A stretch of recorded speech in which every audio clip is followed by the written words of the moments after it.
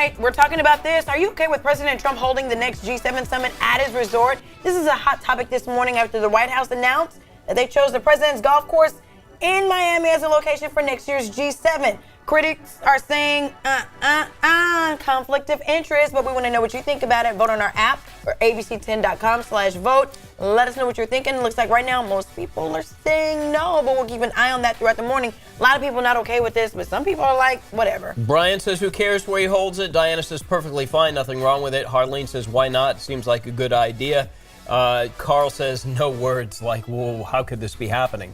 So, there it is. We'll see what happens with that. It is a pretty good layout for hosting something like that. But obviously, it has the appearance of impropriety, which has some people concerned. All right, let's get to all of your local and national top stories. Daily Blend. Tracy leads us off with traffic today.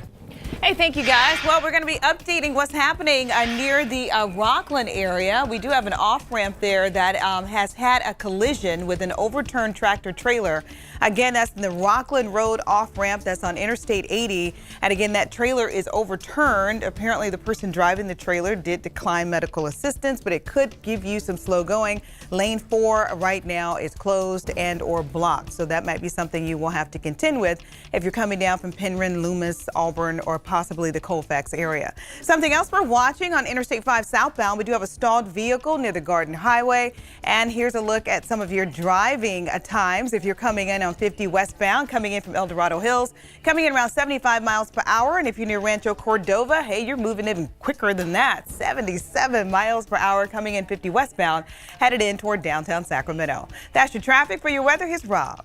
Tracy, right now, a CHP officer getting ready to go to work just saw that 77. Said it's going to be a busy day. Hey, check this out. I'm out here in the Gilmore backyard. Let me back up a little bit here so you can see all the beautiful flowers. You know what? Let's get right to the graphics here, because what we've got is a beautiful day ahead. There's a little bit of wind, but I would say this kind of wind is really just refreshing. So we've got some 5 to 10 mile an hour, nice, soft, easy breezy days ahead. We've got temperatures that are going to be a lot like what we saw yesterday, mid 70s, maybe low 70s today, starting off kind of cool in the 40s and 50s, and teens and 20s up high. We're heading toward highs in the 70s. And then we do see a little bit of weather off to our north.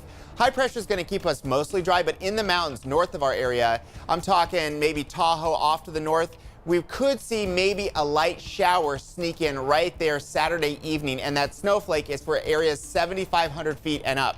So all you're really left with here is a range of temperatures, 70s down low, 60s for the foothills, and 50s up high. A really great day ahead and a really great weekend ahead. On Monday, all of next week, we hit the 80s. More on that a little bit later on. Back to you. All right, Rob, thank you very much. Elsewhere in the news, 2 San Joaquin County Sheriff's deputies are okay after an emergency landing didn't go very smoothly. The plane they were flying had engine trouble shortly after takeoff. There it is. They made an emergency landing in an industrial area west of the Stockton Metro Airport, but the plane went through a fence and then crashed into a trailer. Sheriff's deputies say the deputies are lucky they weren't even hurt. We're grateful that our deputies are okay. The fence, the plane, the trailer, it's all replaceable, and our deputies are not. The National Transportation Safety Board and the Federal Aviation Administration are investigating. Kirsten. 5:35 right now. Let's get to some other top stories right now in your Daily Blend. Crisis in Syria. This morning, President Trump is taking a victory lap after his administration claims they've brokered a deal to stop the Kurdish assault on the Kurds in northern Syria. Great day for the Kurds. It's really a great day for civilization. Turkey says it's not a ceasefire, only a pause, with Kurdish forces given 5 days to get out of the region.